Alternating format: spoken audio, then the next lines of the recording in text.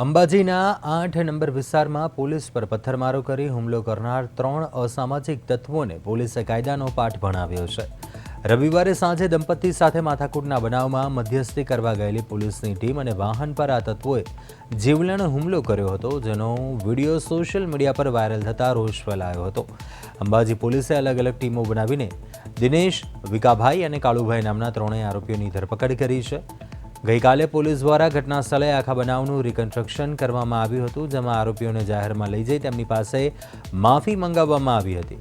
પોલીસે આ આક્રમક અને ત્વરિત કાર્યવાહીને સ્થાનિકોએ બિરદાવી હતી। હાલ પોલીસ 3 આરોપીઓની અન્ય કોઈ ગુનામાં સંડોવણી છે કે નહીં તે અંગે તપાસ ચલાવી રહી છે।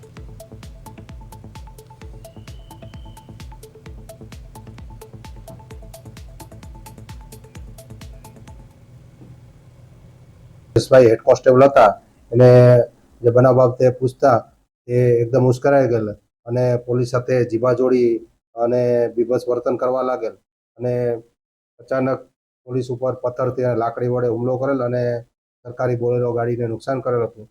તેથી આ બાબતે હેડ કોન્સ્ટેબલ મુકેશભાઈની તથા જે કોલ કરનાર ગદારામ પંચાલ એમની ફરિયાદ લઈ ભારતીય ન્યાય સંહિતાની અલગ અલગ કલમો મુજબ એ અલગ અલગ ગુના દાખલ કરવા